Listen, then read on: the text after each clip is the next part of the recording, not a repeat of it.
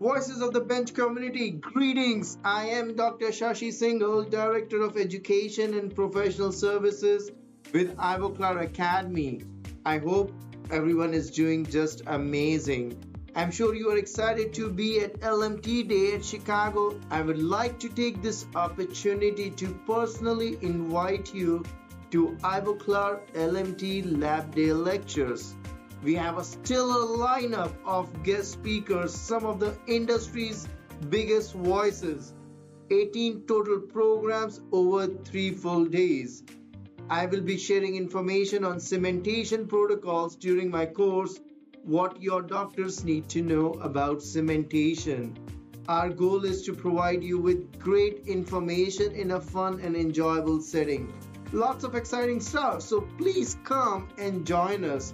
You can log on to labday.com/ivoclar, that is labday.com/ivoclar, to see our lineup of lectures and to register for our programs. Don't miss this opportunity. Come and see us. Thank you so much.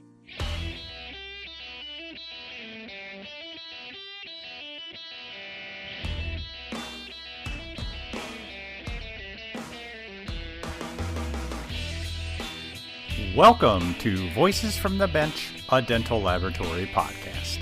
Send us an email at info@voicesfromthebench.com and follow us on Facebook and Instagram. Greetings and welcome to episode 352 of Voices from the Bench. My name is Elvis. My name's Grinch. Oh, come on! For the last couple weeks, you've been ringing bells and decorating trees, and what, now you're Grinch? Well, it's the Friday before Christmas, and any dental technician will tell you that it's balls to the wall right now. So, yeah, I'm a little pissy. Oh, I hear I'll get you. over it. Yeah, We're almost there. almost there. What is the lab schedule this week for you? Are you closed all week, or what's going on? You don't know? No, we're working Monday. We're off Tuesday, Wednesday, and then we're working Thursday, Friday. Yeah, that's like us. What I'm seeing is it's going to be super slow because every dental office I know is taking the whole week off. I'm thinking that next week it's going to die. And Yeah. for my company, it's not necessarily the greatest thing, but for me personally, you work so hard up to that point that you need a little rest. So we'll see. Either way, I get enough work in the pipeline for at least 2 weeks. So Yeah, I still am talking to patients that still think we can get this done by Christmas. I'm like, of course they do. Christmas is like, what, Tuesday, Wednesday? I know. Wednesday. Don't you know we're magicians? And we just snap our finger and pull out a 10-unit veneer case? Yep, that's what I'm like, they think. if this was the middle of summer, I might be able to get that done. But you and everybody else wants this done. And to be perfectly honest, I have no more favors left with Derby. I cannot ask them to do anything else. I know. They're going to hang up on you. I think they look at my number on call waiting and just let it go. It's Elvis. Oh, God, it's him. It's him again, Nick.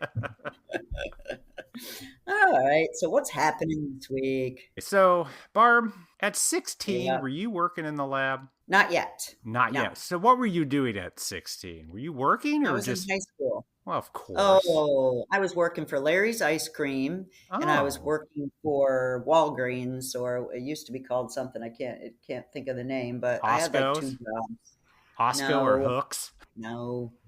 Rite Aid. Rite Aid, yeah. So you were doing 2 jobs at 16? Yes. And going to school? Yep. Wow. I was just washing dishes in a restaurant. That's what I was doing. They were just weekend things. Like after school, I'd go to Larry's, and then on the weekends, I would work at Rite Aid just to, make a little pocket change money. I hear you. Could you imagine at the age of 16 being a dental assistant? No, that's awfully young. Isn't Pretty that impressive, crazy? Well, this week we met Carmel Vickers-Wall, that at the age of only 16, she was a dental nurse. Love it. Now, it's called a dental nurse because that's how they do things in the UK where she comes from. So Carmel comes on to talk about her journey from dental nurse to working in a laboratory. Yes, sir. I love the way they say that over there. I really too. wish we would adopt that. To eventually finding her true passion as a clinical dental technician. Now, she had options on a career path, and luckily, she chose to take an apprenticeship that sent her on this dental path. She talks about the schooling that she needed, what she can and can't do in her clinic, her amazing ability to communicate with patients, and some really nice tips and tricks to those having to either work with patients or for those of us that have to talk to others about just making sure we get the right records. So join us as we chat with Carmel Vickers-Wall.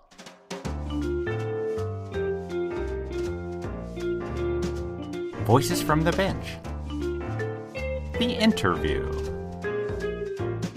Rob and I are super excited today to talk to someone yet again from across the pond. It's been a while, actually, since we've had someone on. The great and wonderful Carmel. The hell's the rest of the last? I was so worried about that part of the name. I forgot about everything else. Carmel Vickers-Wells. Well. No.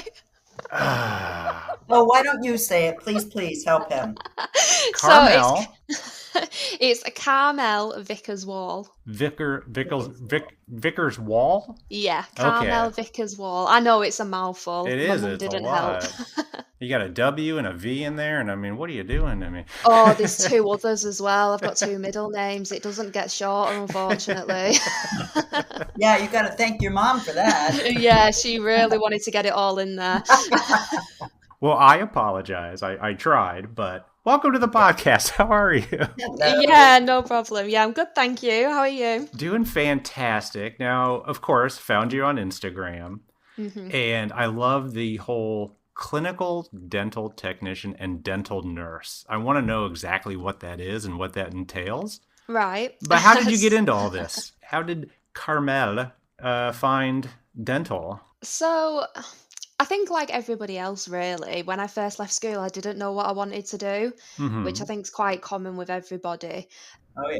I had quite a few different options of what I wanted to do. I was really artistic at school, so I always was the kid that always sat there doodling. In my art class, I always did really well, but I like to draw like a lot of horror themed things. And I remember my You say horror? yeah, like Okay. horror, anything like okay. that's horror themed. Yeah, I did like Yeah. a whole horror project during my GCSE year. So yeah, horror is like Are you the one with the my Chucky other doll side. in their living room? I am, yes, I Okay, am. yeah, that's creepy. Awesome. Yeah, all right. Yeah, it creeps a few people out, but I love it. I love it. It's great. Yeah, no, so I've always been that artistic side. So I was either looking at being a tattoo artist or Oh, there you go. I wanted to actually study law. So I went to like an interview at college to do law, history, and English because I wanted to be a solicitor. But I always knew that I love doing art stuff. But everybody was always like, "Oh, you're not going to do well in art. Like, you're not going to get a job doing anything artistic." And I kind of always got put off being a tattoo artist. So I was like, "Oh, what am I going to do?" And I had my interview for college, and then at the same time, I actually went to my dentist, and I had a really good dentist growing up. I seen him from being about 6 weeks old, and I had a really good relationship with him because as a child, I didn't have terrible teeth, but I had a few issues with my teeth as a Spend child. some time with the gentleman, I guess. Yeah. I really did. And I actually really enjoyed going seeing him, even though I had quite a bit of work done. And he was saying like, "Oh, why don't you be a dental nurse?" And I was like, "Oh, I'm not good at science. Like, I've got no chance of being a dental nurse." So a dental nurse in the UK is like a dental assistant. Okay. And he was like, "Oh, just like, why don't you see if you want to do that?" So I thought, "Oh, okay." And I thought about it more and more. My mum was like, "It would be really good because I could do it as an apprenticeship." So as an apprenticeship, I would get paid to also go to college and learn it at the same time. Not a bad deal. That's nice. Yeah, I thought that's great because I could learn to drive as well at that point. Like I could spend the money that I did like earn and learn to drive and things like that. So I thought, oh, okay, I'll have a look at it. Anyway, I got offered a place as a dental nurse, but then I also got offered into college to be a solicitor. And then I kind of just was like, the money sounds Which more way do I appealing. go? Yeah, the money side on the apprenticeship was more appealing at the time, and as well I thought, oh, I don't know if I'm clever enough to be a solicitor. I thought, okay, maybe I'll just do the dental So nursing you got then. into law school? I got into so we go to college where So it's straight after high school. So when you're Uh-huh. like 16, and you do like 3 or 4 subjects, they're called like your A levels, Okay. and that would then allow you to go to university to study like law if I wanted to be a solicitor. Oh, Yeah, so you usually do that for about 2 years. So completely different path to anything sciencey at all. Sure. yeah. But yeah, I just I don't know, like I thought, okay, I'll make some money being a dental nurse and then I'll decide afterwards. And then my mum was always kind of like, it's always good to have something to fall back on anyway. Mm-hmm. So Yeah.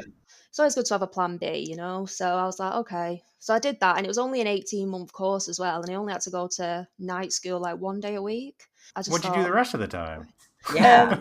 so I worked in a dental practice, or like a dental Oh, clinic. yeah. So I worked with a dentist. Not your dentist? No, it wasn't my dentist. It was actually my nan's dentist. Oh, you're kidding me. That's Yeah. great. So it was actually my nan's dentist, and it was like an NHS dental practice. Mm-hmm. So I got to see a lot of varied treatment with that, which was quite good, really. But then I started to realize, like, how bad like decay was and things like that, like how many people really struggled with their oral health. Mm. And I just started getting really like a lot more interested in it. And I think as soon as you fall into dentistry, it's like a whole new world opens, doesn't it? It's so Oh, yeah. amazing. There's so many different things to learn. So yeah, then long story short, I qualified as a dental nurse. I ended up doing like a few little post qualifications. So I learned how to take impressions on people, do fluoride application. And then I think then I was like, right, what else do I want to do? Because that academic side of me started coming out a little bit more. Like I found it really Mm-hmm. interesting. I think once you've got your teeth in it, it's great. Oh, yeah. So I was like, right, what else can I learn? And I thought, right, should I train to be a hygiene therapist? So like just train to go and do hygiene. I actually applied for university to do that and I didn't get in. And I was devastated because Really? it was like the first time ever I'd been rejected from anything. So, Is it just Wow. too many people That trying to probably get hurt a in? little. Was it hard to get in or? yeah, so dental hygiene therapy is actually really competitive. You usually have about, I think it's anywhere like 400, 500 people apply per dental school. Oh, that's a And lot. there's usually only about 20 places. Some even only have about 10. So Yeah. it was very competitive. And at the time, I was quite young at the time, and I took it quite personally. And I just thought, oh, maybe it's not destined for me then. So that's when I was like, right, what else can I do then? And then I looked into dental technology. And Oh, so yeah, you pivoted. So you found dental technology. yeah. So I think I was like, the artistic side of me was always kind of there. And as a hobby, I like to draw and stuff. So I was like, oh, well, this is great because the stuff that I already know from Yeah. dental nursing, I can incorporate that into the hobby that I have as well. And I thought this is great. Like I can do the same together, if that makes sense. Yeah. So I ended up going to like a dental laboratory like a couple of days a week just to get an idea of if I liked it, and I absolutely loved it. And then I met a clinical dental technician because the only thing that put me off doing dental technology was the fact that I couldn't see patients, and I Mm. Hmm. really enjoy seeing patients. I'm a very talkative person. I can speak to anyone, and I really like that side of it. I like seeing the difference that you make. And I Mm-hmm. thought, Yeah. and I kind of was like, oh, but dental technology, I'm not going to be able to really see that. Get Like, down unless in they the send me the basement, turn photos. the dark, Yeah. yeah, the bad You're kind of lighting. hidden away a bit, Yeah. aren't you? So, but then, yeah, like I say, I met a clinical dental technician.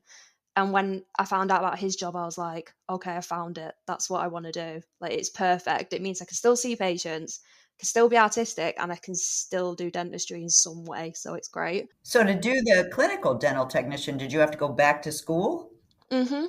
Yeah, so in the UK, there's a course where if you're already a dental technician, you can then like top it up almost to be a clinical dental technician, Mm-hmm. and Hmm. it's like a part-time 2-year course. However, in I think it's 2019 they brought it out.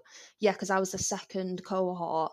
What they did was they brought out a 3-year full-time course for people who wanted to train to be a technician and a Hmm. clinical dental technician at the same time. So you come out with a clinical dental technician qualification, but you didn't need Wow. any prior experience. Yeah. So yeah, I applied for that. That was my degree, and I got in, and then I completed it in 2023. So 18 months now I've been practicing as a clinical dental technician. Wow. So when you say clinical dental technician, so what does that actually mean to like somebody like me from the US? So you see patients like you would in hygiene or you would being a dentist? So, as a clinical dental technician, you can see patients for complete set of dentures without the prescription from a dentist. So, we only see Ah, patients for denture work. If it's a partial denture, for example, I would need a prescription from a dentist. So, I work alongside a dentist, and it works really well between us. It means that we get to do like immediate cases and things together, and it works really well. But yeah, I just stick to the denture work. wow. So the deciding factor between if you can see a patient or not is if they have teeth. That's it. Yeah, basically. Or even if they have just one singular root, like I have to make sure that it's been checked by a dentist. Oh, even if they still have root. Yeah, yeah. Anything, like any sort of root, any teeth at all, I have to get it Interesting. checked first. So Elvis, is that equivalent to like a denturist over here? Very similar. What I'm thinking. Yeah, I think it is the same. So do patients seek you out? How does that work? Yeah, I actually get quite a few people that come and find me. It was slow at first, but yeah, I get quite a few patients now. They come and just find me. So I work in a denture clinic, which is on site of a dental laboratory. And so I work in the dental lab 2.5 days a week and in the denture clinic 2.5 days a week. So I see my patients and then I do the lab work in the lab for them and then. Oh, so there's a full-size lab connected Mhm. to your practice. Are you the only practicing clinical dental technician? Yeah, so we've only got one single clinic there. Yeah, And it's that's just all me. you. Yeah, nice. And the work you do is only work for your patients, or do you have to do work for other dentists too? Well, because I was kind of, even though I was trained as a clinical dental technician, I Mm-hmm. still obviously didn't have that experience behind me of like doing dentures and stuff. And I think any dental technician will say you need quite a bit of practice. You can Sure. learn Oh textbook, but yeah. you need to really practice. So yeah, I did when I didn't get have as many patients coming in, I used to do a lot of work for the dentist as well. So I got to like practice doing little partials and things like that, bite blocks, my trays, things like that. And Mm-hmm. it got my speed up and it also helped me realize, I could pick out the models and stuff and go, oh, this is how I would have done it. This is what I would have changed and it worked really well. So yeah. So patient comes into you and you do like a consultation. Do you do like the impressions? Do you start with that, obviously? Or does the Yeah. dentist do that? So if they, like I say, if they're completely edentulous, Mhm. I can do it straight off the bat. So I would do a consultation with them, and then depending on the time, I'll do my primary impressions or I'll rebook them, whatever. But yeah, I do my primaries, my secondaries, I do my bites, try-ins, fits. Yeah, I do everything Wow. myself. Sweet. How digital are you? I'm not very much, not at the moment. It's the Yeah. kind of the next thing that I'm eager to delve into because my course was so new. They didn't really do much of it. They didn't Mm-hmm. teach a lot of digital, whereas now I believe they have a lot more digital on the course, which is great, but well, it's not great for me. um, You'll learn. I kind of missed the boat with that one. Yeah. But yeah, I really do want to delve more into digital because especially at my age. I mean, I'm only 25, so it's definitely going to be a big part of my career going ahead. So I need to get more into it. So if you do get more into it, would you go visit the laboratory you were at before and kind of watch them do it? Or are you going to bring in the equipment to where you're at? What are you thinking, anyways, I should say? So the lab that I worked at actually went into liquidation Oh, during COVID, unfortunately. I was mhm. only there for about 2 months, unfortunately. Yeah, I think COVID hit a lot of labs quite hard. But I think there's quite a few courses now that seem to be coming out. Like a lot of dental technicians now seem to be sharing a lot of the knowledge that they already have and making courses out of it. So I'm aiming to go on a couple of them next year. And then I'm quite lucky, like my employers and stuff, they're quite good with if I want to learn a lot more digital, they're happy to support me with that. And we've already got quite a bit of machinery as well. Like we've got the printers, we've got an intraoral scanner. So it's not Oh, like the stuff's not yeah, there. you're ready. Oh yeah. Yeah, I just need to really bite the bullet. I think it's just because I've only just got like comfortable with like analog.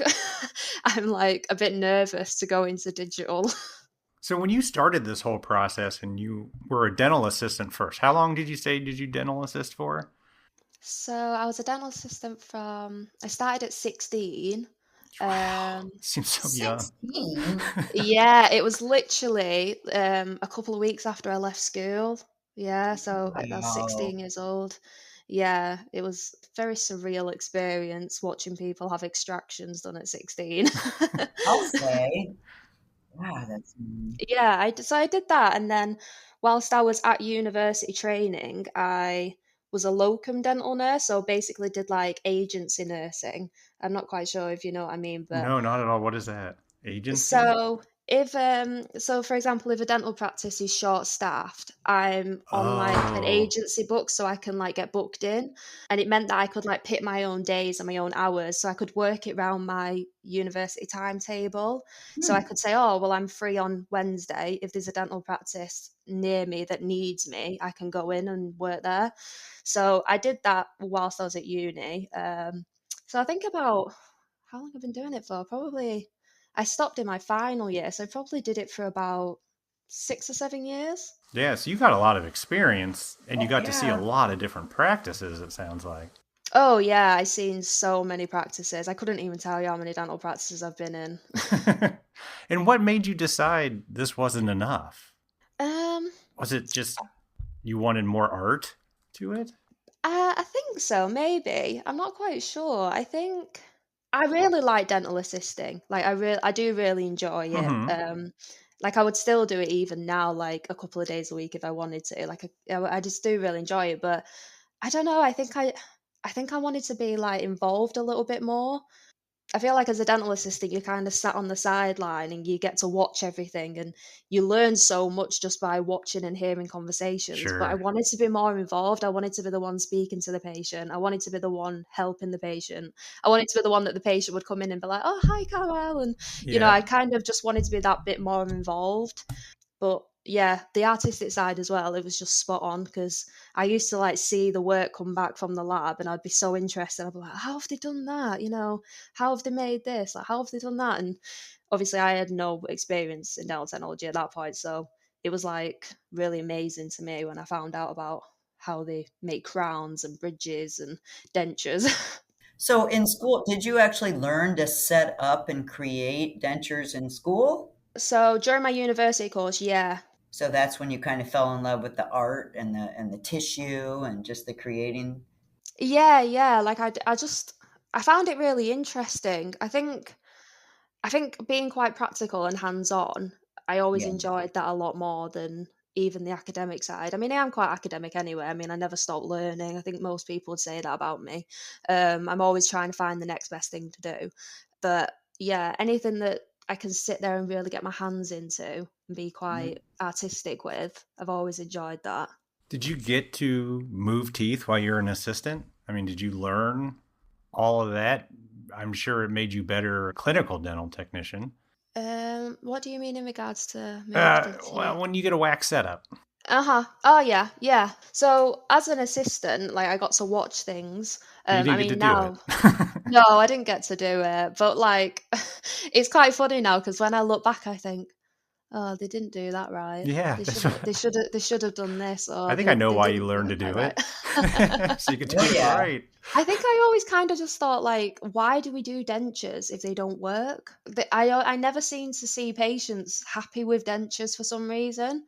Like they never Yeah, fit, or they always come back for eases, or they just said I just can't eat with them. And I always just kind of thought, well, why do we even bother making them? Like they don't seem to work. And it was only like I say when I spoke to the clinical dental technician and I watched him in his clinic a few days a week and I seen like the suction and stuff that he got on his dentures, and I was like, I've never seen this before.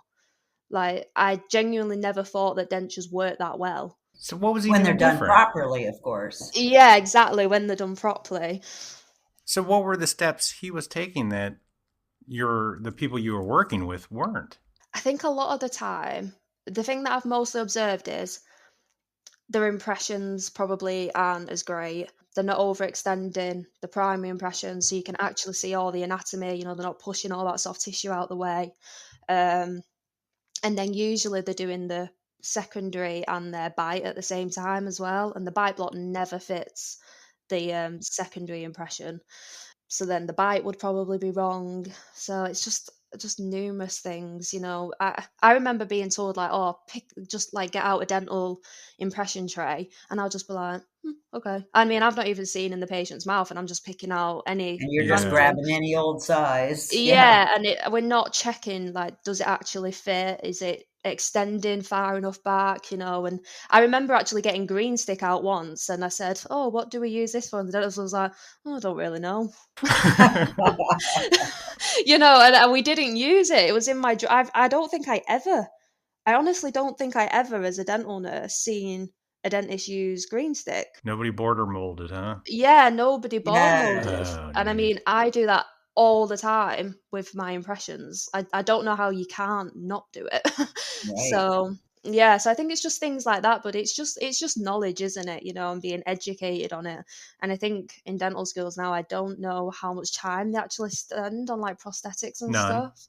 Yeah. Yeah, I don't think they spend as much time on it. So Did you say they commonly do the secondary impression and bite at the same time? yeah, I see Yeah. most of my dentists doing that. It seems to be a common thing, and whenever I'm in the lab and I see the primary model, and then they say, "Oh, do the special tray and do your body block on that," I always just send them back a special tray. I'm not. I'm What always is like, it's this? not right. It's not. You got to do your block. You got to do your block on, especially for like completes and things like that. Especially if it's just like a 1-2 partial, you've got more of a chance of getting away with it. But for completes and things, you need to do it.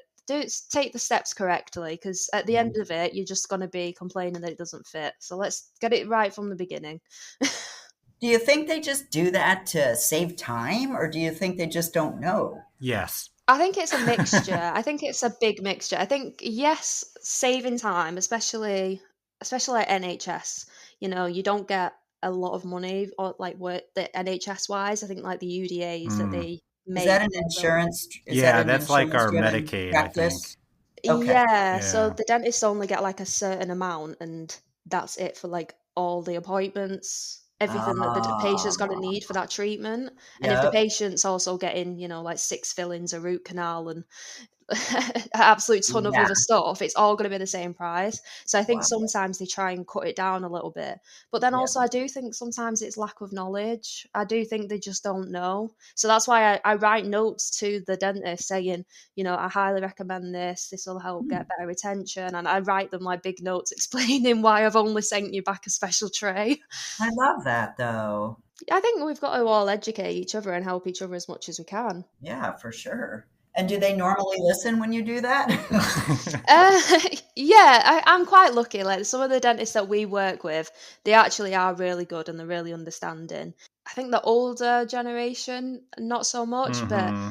the younger dentists that have come through, I mean, I even have people at university who are training as dentists. I get them messaging me saying, "Oh, what would you recommend that I do for this?" And I think they want to know. They want to know the right ways of doing it. Whether they'll stick to doing it, I don't know, but I would like to think so. If they know the right way and they see the positive results that they get from it, I would like to think that they Yeah, would stick to doing it. because at the end of the day, it's going to save them time.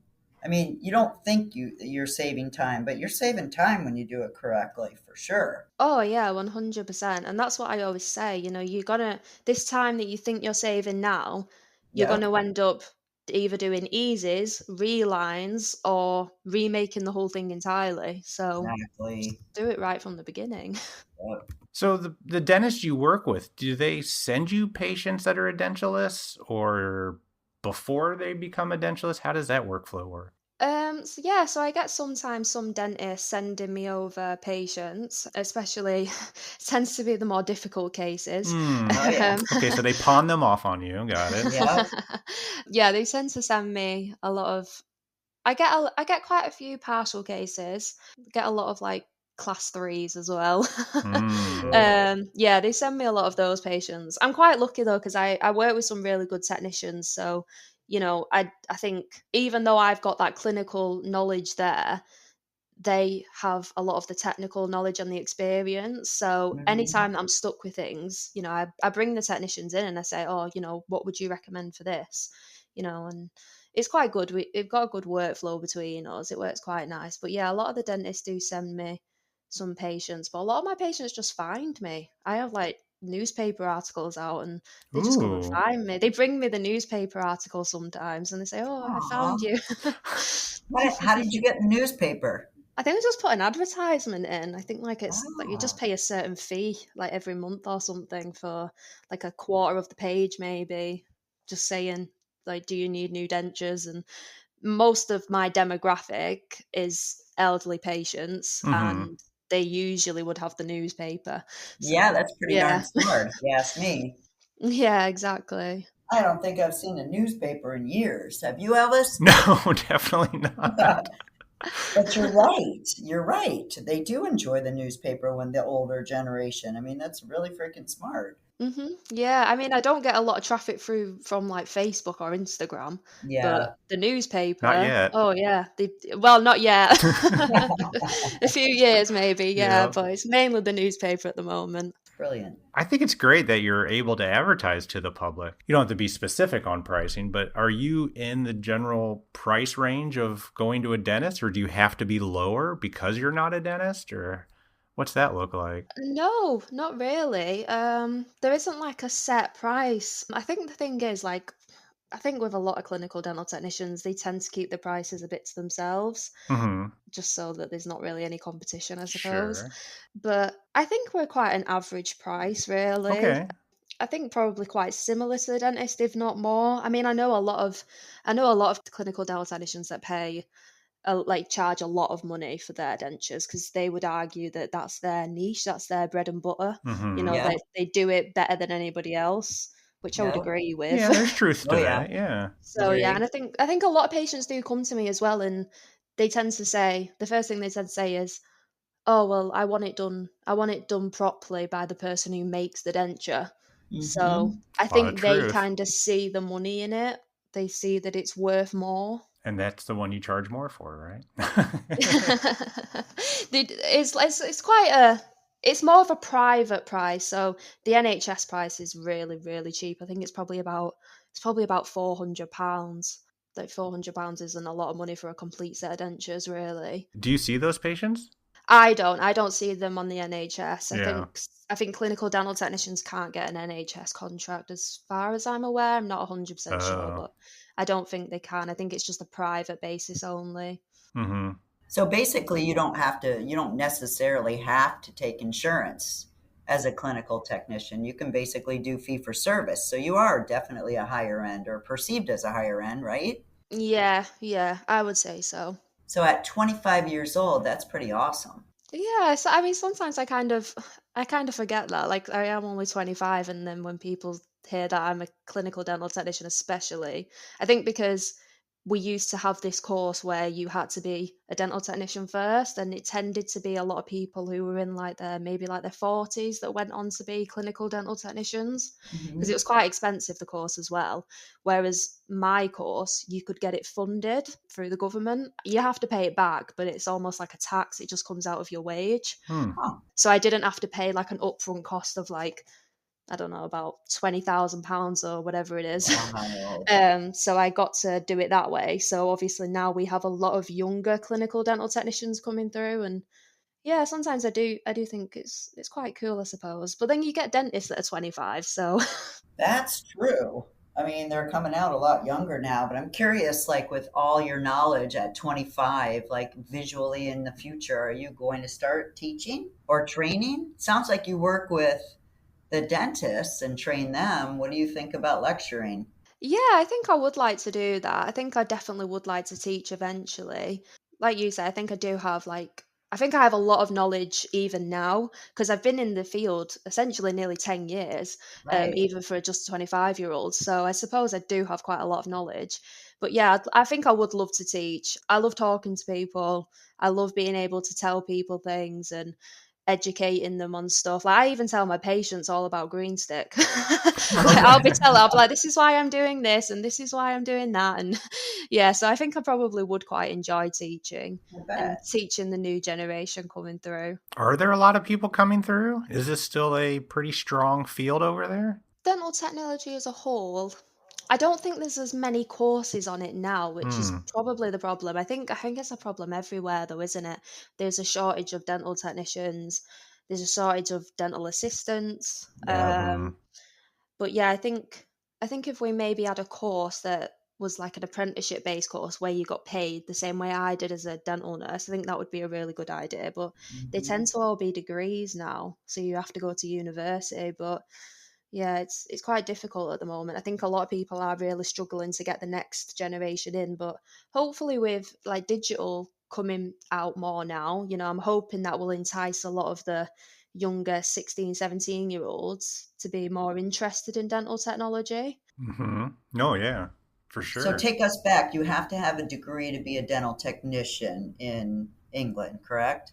I think there may be still, I'm not 100% sure. I think there could potentially be like a diploma, which is equivalent to a a BTEC, if that makes Yep. sense. Yep. So I think there is still maybe courses out there. I'm not 100% sure, but I think most of them it is a degree now. So it is 3 years full time at university, which I think And does that's put a lot of hard. people off. Yeah, it's a lot of money, and dental technicians as well don't get paid well enough for the Yeah. amount of knowledge that they have. I don't think they get paid half as well as they should do. So I think for Mhm. a lot of them, they probably don't see it as it's worth it to pay all that money out for a degree in something that they're Yeah. probably not going to get paid very well in at the end.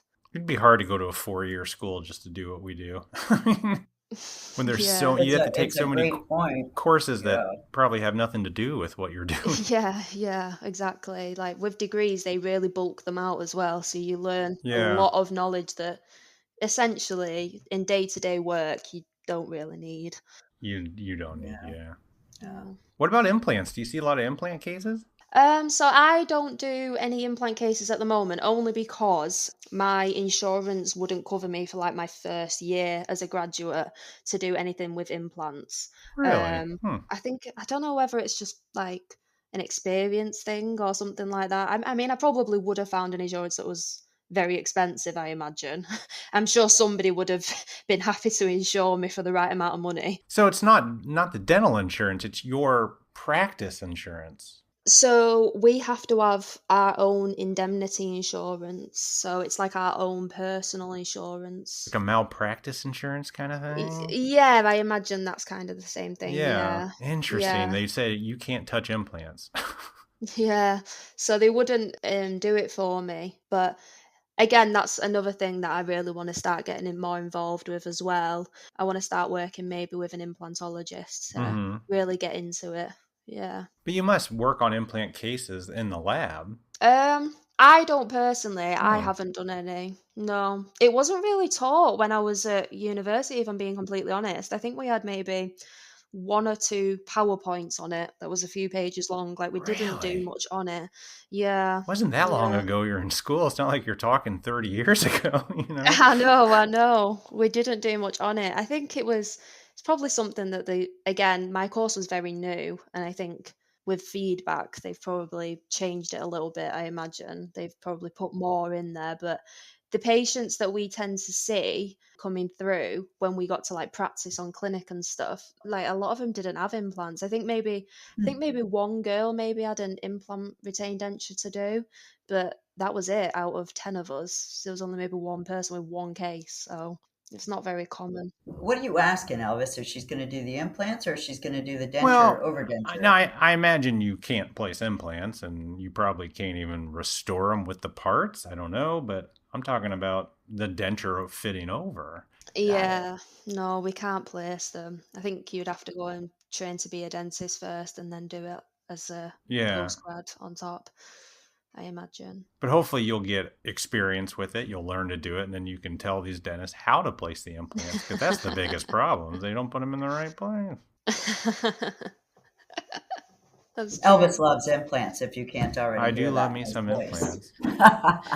I do like the idea of doing more with them. Like I said, I think I just my first year I was just like a bit like a deer in headlights, and I was like, oh, I'm now being trusted to do everything myself.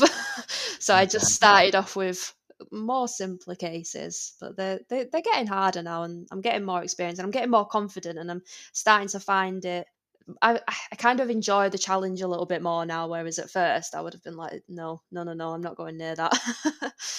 Do you look at like face shapes and eyes and personality, like when you're picking the teeth for the certain patients you're working with? Yeah, yeah. I take a lot of photographs. I get my patients' consent to have my photographs, and I take all the photographs of them. And I actually pick the teeth out with my patient as well. So I'll have the teeth there, like as a set stock, if you like, and I pick them out with them. So it's quite nice to be able to have them pick them out with me as well. And then I find that then when I do like a try-in, if they say, "Oh, they don't look right," I'm like, well, you pick them. No, it's great. I think it's really nice to get the patient more involved as well. Yeah, I think they find it. I think they find that a lot better. Like they see, I think they see it as more of like a premium experience, whereas yeah, they tend to be not the dentist picked them, because I don't think the dentist ever used to pick them. I think obviously a technician used to pick them, whatever would fit on the ridge. But yep. I find that when I sit there and I say, "Oh, so now we're going to pick the shape of the teeth, the size of the teeth, the color," and they're like, "Oh, wow, really? Like, we're going to do that together?" And I'm like, "Yeah, we're going to pick it out together." And then you can see how it's going to be. And then, yeah, I think the patients, they really enjoy that. I feel like they're more involved in their care then, which is Oh great. God, yes. Do you think that the females go more towards the round Hmm. look or more aggressive? Do you explain to them like the personality types and all of that? Yeah, yeah, definitely. I find some patients, they'll say, because I'll have a look first at the ridge, and I don't just give them a full, I don't just give them the full collection of teeth and say, let's have a look at Yeah. That could be a I pick lot. a There's few out. 800 to Yeah. choose from. Which one? Yeah, I pick a few out that I know will suit them. But then Yeah. sometimes they'll be like, they're too big, and I'll say, no, your mouth is that size, and they'll be really shocked by it. They'll be like, no, I have a really small mouth, and I'll go, "Mm-mm. Nope. I've had to Yeah. use a large tray." So yeah, it tends to be the women tend to go for the much smaller, more rounded off teeth, and then yeah, the men tend to have much bigger ones. They tend to go for them. I do a lot of chair sides with dentures, and I see so many guys are just, they don't care. It's strange to me. They're just like, whatever, it's fine. And I'm like, Hmm. okay. Hmm. Yeah, and then the women want the smallest teeth that you can possibly find. Yep. And what about And then they say, brightness? why can't I see these? And the whitest ones, right? Yeah, yeah. Well, to be fair, actually, I find a lot of my patients they like to be about an A3. Hmm. Wow. Well, you're in Yeah. England. Okay. Yeah, yeah, exactly. A lot of And I patients don't say, mean that disrespectfully. Please don't think that. no, But no. when we talk about like the English way, they're a darker, or the European, I should say, that they choose a little bit darker than we do in America. It's all BL1, Yeah. BL2. I Yeah, have them people ones. I get them out with the shades. So I'm actually an A1, and Mhm. I always say to my patients, I say, so these are the bleach shades. A1 is what I am, and then these A2, A3, and then I go up and I show them, and they're like, "Well, you have quite light teeth, so I don't want them as white as yours." So then they Oh, say, "Can I go nice. maybe one or two shades darker?" So it always ends up being around an A2 and A3. That's a They're my great most approach. common. Wow. Yeah, which is great when you're like 80. You're not going to Yeah. have a B1 Seriously. shade. You're not going to have a super white one, but you're not going to have a super dark one. A3 is kind of right in the middle. Hmm. Yeah, it seems to work quite nice for a lot of them. And yeah, they seem to pick it out quite well, especially when I tell them what shade I am. Then they're like, "Oh, okay. Yeah." Yeah. A little darker. Hmm. So I noticed on Instagram you were recently in a magazine, Hmm. Laboratory. I've not heard of this magazine. I don't know if we've been in it, Hmm. Barb, so I wouldn't notice. You had a really interesting article about tools that you can't live without. Yeah. Let's talk about this stuff because I've never heard of this handheld kitchen torch. What the hell do you use this for? Honestly, it's great. I cannot recommend it enough. I use it every single day. I What got it, is I it? It's think. just like a blowtorch. Yeah, it literally is, but it's thicker than a pen, but you can hold it the same way as a pen. Okay. So it means that you can control the flame really, really well, and you can turn it up and down as well. So obviously, when you're trying to get that really nice soft gradient on the wax, it works perfectly. Nice. I I've never know. heard of it. Every dental technician I know has this huge flame on their bench Mhm. as Mhm. like a bonfire size, and I've never understood why. And this thing makes more sense to me. Yeah. No, I got it like my first, like I got it, I think maybe like the first year that I was in university because we had to share them and I hated waiting for that. Every time I went to pick it up, somebody had stolen it and I was like, oh, I need Mm. to, I need to find my own like blowtorch almost. And it was actually, well, one of my lecturers had something very similar. And then at home, my mum had one as well. She used it in the kitchen.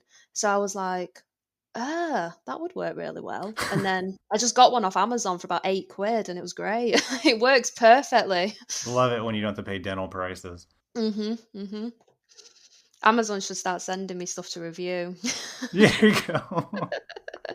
I'm on Instagram trying to find the pen, of course. Like, where is it? I need to share the link for it. What is the pinpoint carver? Is that different than um a regular wax carver?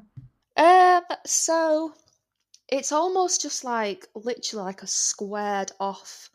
It's just like a little spear almost, Yeah. and it was what my tutor used. And I remember we didn't get given them. They gave them to all the dentist students in their like prosthetic kit, if you Mm-hmm. like. Sure. And my tutor, we didn't get them, which doesn't make much sense because we were doing all the prosthetics. Yeah. But we didn't get them, and he said, "Oh, everybody go and get them out of their cases and just take them." He said, because you're going to need it a lot more than them. And it became one of my favorite tools. Like, it's perfect for the gingival margins. It just works so well. Yeah, I see. It's very, very pointed. Hmm. Very nice. And then what is you use silicone impression putty rather than PVS? So I use my silicone.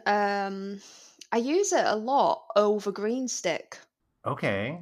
I do use green stick sometimes, but not quite commonly. It tends to be more if I'm trying to get like the lingual area. But I tend to use the putty because I just find that you can border mold your tray really well with it.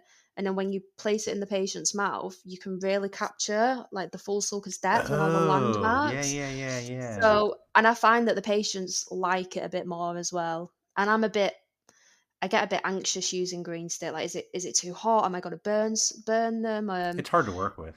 It is quite hard to work with. It is something that I've been practicing with, and I do use it. I use it more now than I ever did used to. But I always got taught to use the putty, and it just works perfect for me. So you basically border mold with the silicone putty. Mhm. Yeah, rather Yeah. than the green. Yeah, that makes sense. I've seen that stuff. Yeah. And then, of course, you give a huge thumbs up to Colbeck's great OMP. Mhm. Mhm. I didn't realize you were a fan of that. I love that thing. You ever take Yeah. a course with him? No, I haven't. I haven't. I didn't realize I could do one. Mm-hmm. Yeah, he used to have a whole thing where he'll send you a box and he'll go one-on-one with you with a webinar. I don't know if he still does them. Oh, wow. Yeah. Yeah, that'd be really interesting. No, we used to. I used to get. Again, when I was at university, we just had like plastic plate Oh, thing yeah, yeah, almost, yeah. and I didn't take it from university. I just left it, and I thought, oh, I need something very similar. And then I think I just came across it on Instagram, and I thought, oh, this is great because it's got all the measurements and stuff, Yeah. so it just works really well for me. I think especially when you're first learning, to set up, especially complete, you really want to get like your curve of Monza and your curve of Spee and things like that. I think it's good to help you get that and make sure you've got all your contact points. I don't know. I found it really works for me. Hmm. I know Yeah. a few technicians aren't that bothered about using one, but I think it's great. Yeah. No, it's a Every great little tool. helps. Yeah. And he's a good guy, too. So if he's still doing those courses, you got to look into it. Hmm. And then are we going to talk about this last thing on this list?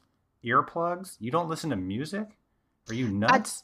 I do. I do listen to music. I do listen to music. Okay, good. Yeah, like, I what? do. I do have my AirPods at work, but I find with the loops, if I'm really, really trying to concentrate on a case, I need not silence, but I need everything kind of blocked Focus. out. Yeah, Yeah. I really need to focus, and I kind of I'm one of them where if there's like if somebody's talking and somebody else is talking, I get really like annoyed. I'm like, just So do everybody I. calm Oh down, like my just be gosh, I quiet. do.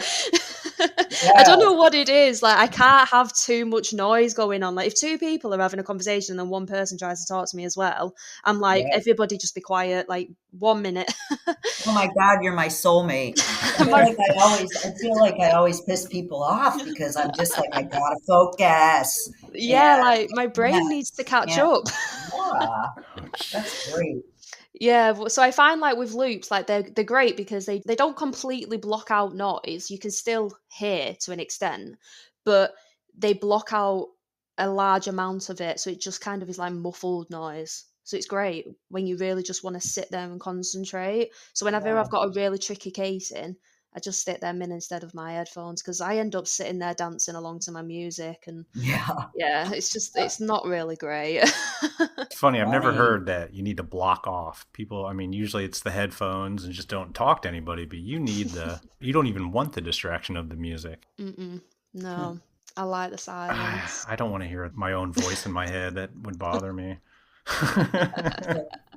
What is your secret to taking the most beautiful impression? I see impressions all over your Instagram besides the molding. Like, what is it? I see two colors. Do you do that I often? saw yellow. Putty is definitely one of my like secret weapons, but also making sure you've selected the correct tray. You know, not like how I used to as an assistant and just pull any tray out. Make sure One you've size got the fits all. select tray. Yeah. But I think a lot of it is like communicating well with your patient. So beforehand, before I do the impression, I'll say to them, right, when I take this impression, I'm going to ask you to stick your tongue out towards me, move it left to right. And I explain to them the whole procedure beforehand.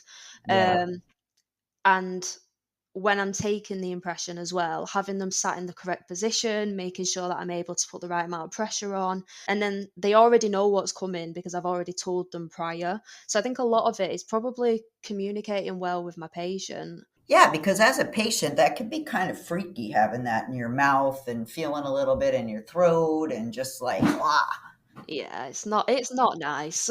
yeah. The eyes on a patient, when you put an impression in there and you don't preempt them what you're going to do, and then you say, stick your tongue out, pucker your lips, Oh, Mm. do all this, they're like, their eyes get so wide because they're like, I didn't know I had to do all this. it's stressful. It is, it is really stressful And for you them. So mentioned position. I just had a conversation just the other day with the doctor about this. You have them set up? yeah, so the way that I was taught, if I'm going to do an upper, I have them a little bit lower than me, and then so that I can stand behind and put in equal amount of pressure on the Okay, on but they're still on sitting each side. upright. Yeah, they're still sitting upright, and then with the lower, I just have them higher, and then I stand in front of them. Hmm.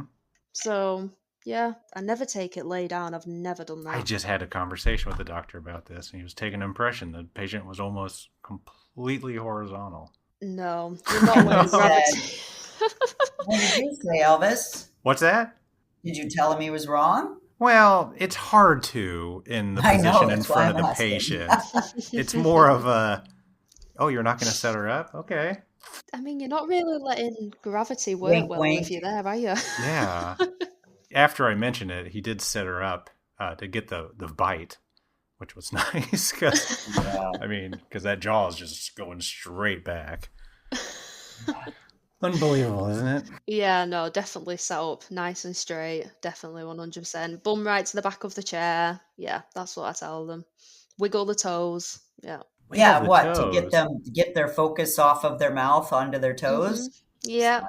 Yeah. Tell them to wiggle the tongue, wiggle the toes. Or I do if they've got a really bad gag reflex, I do the salt on the tongue trick as well. Wait, what? What the heck is that? Oh, um, Yeah, so If they gag a lot, you put salt? I was always a bit skeptical about it, and I had a patient that had a really bad gag reflex. Like if I came nearer with the tray, she was already gagging. Jeez. And I thought, "Oh, how am I going to do this? What am I going to do?" So anyway, somebody mentioned it to me, and I had heard of it in the past, and I thought, right, I'm going to go and try this. So I went up to the kitchen at work, and I went and got the salt, and I put it in like a little cup, and I was like, right, bear with me with this, okay? And I explained to her, I've heard that this works well. And I thought, oh, There's an old wives' tale. please work. And anyway, so I got her to stick her tongue out, and she kept her tongue out with the salt on. And I did the impression. She didn't gag once. And I've done it with about Wow. 4 or 5 other patients, and it works every time. You gotta be kidding me. Interesting. How did you hear about that?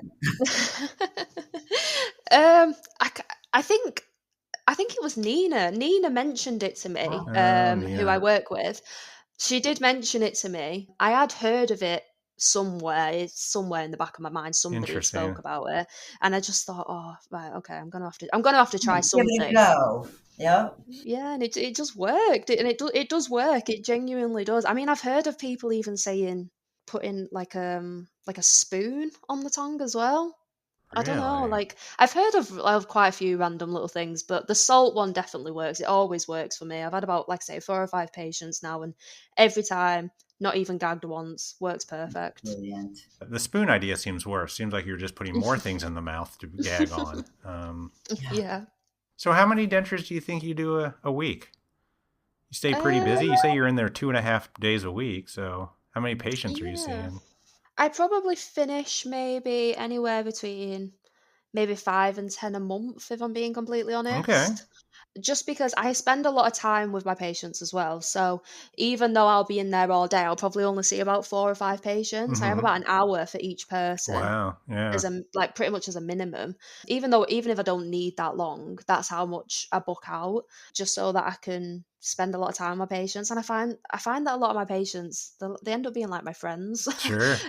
Yeah. I build up a really big rapport with a lot of my patients. I think that's one of the keys to being good clinically. I think you've got to really build up that rapport with them. So I end up I don't like I say, I don't finish a lot of dentures in a week, in a month really. I'd say but most people say 10 in a month's quite Mm-hmm. a minimal amount really. But like I say, I spend a lot of time doing them though. And you're not seeing a patient, doing a setup, and then trying it in all in one appointment or anything. You got time in between, right? Yeah, I usually have like a few days in between, but I can do, if a patient, I think that's the best part about being like a clinical dental technician, Mm-hmm. being a CDT. I can say, all right, okay, this patient's come in, for example, they've lost the denture, they're going away next week, and I can What get am I it done gonna straight do? away. Yep. Yeah, like I can get it done straight away for them. So I like to also leave time out in my diary for things like that, like emergencies and stuff, because I want to be able to be quite a hands-on service straight away. So if someone comes in with a repair, I can get it done whilst they sit and wait. Yep.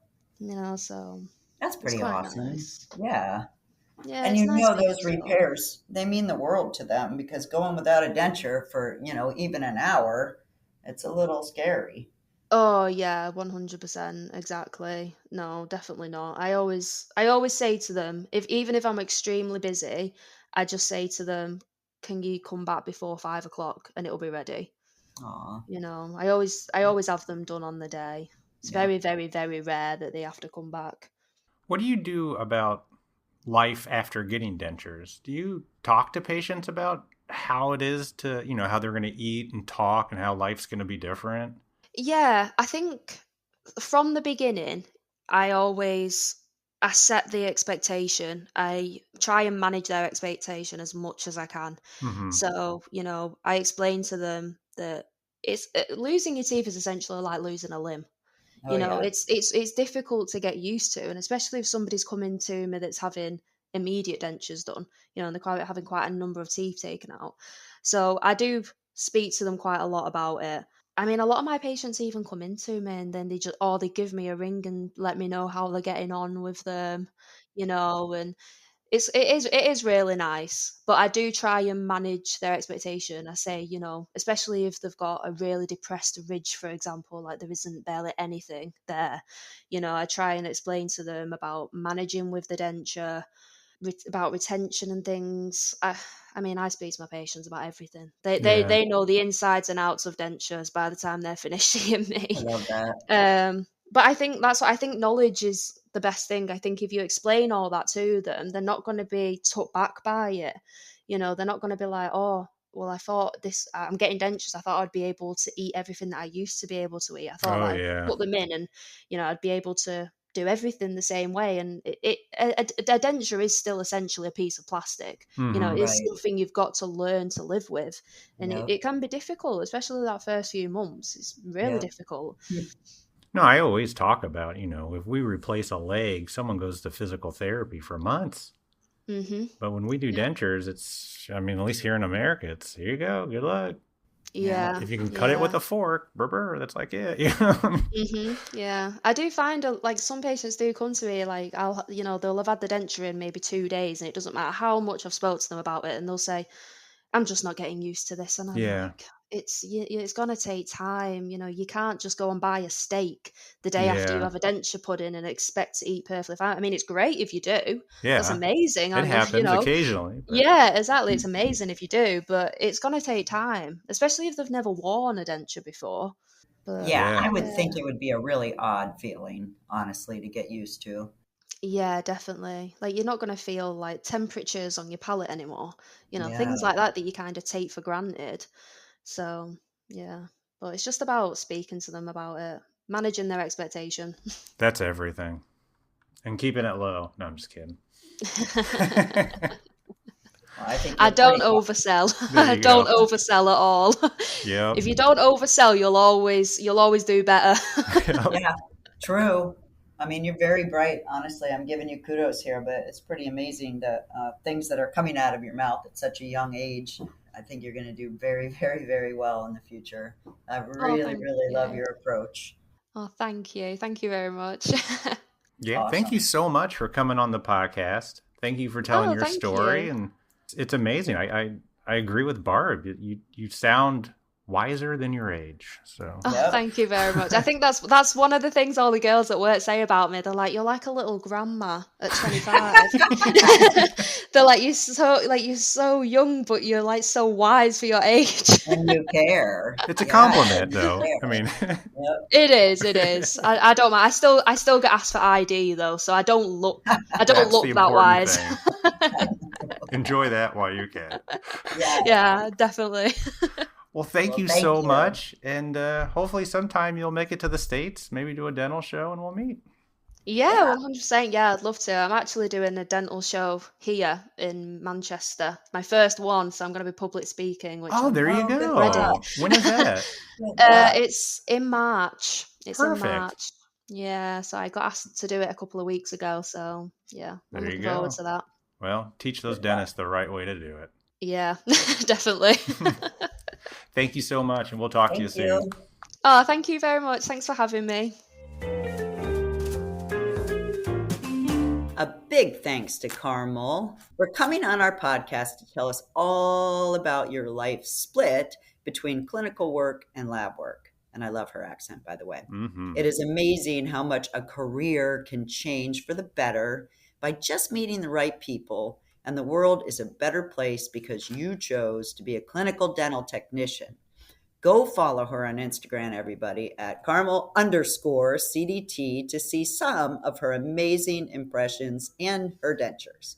And I think we can all agree that she answered her own question from years ago. Why do we do dentures if they never work? Well, she makes them work by putting in the time and the effort. And we can only imagine that all her patients appreciate it. Thank you. Excellent, everybody. Have a good holiday week. We have one more episode left in 2024, so we'll talk to you then. Merry Christmas. Or whatever you celebrate. Yeah. Bye. At Carmel / what is it? _ God. Go follow her on The views and opinions expressed on the Voices from the Bench podcast are those of the guest and do not necessarily reflect the official policy or position of the host or Voices from the Bench, LLC.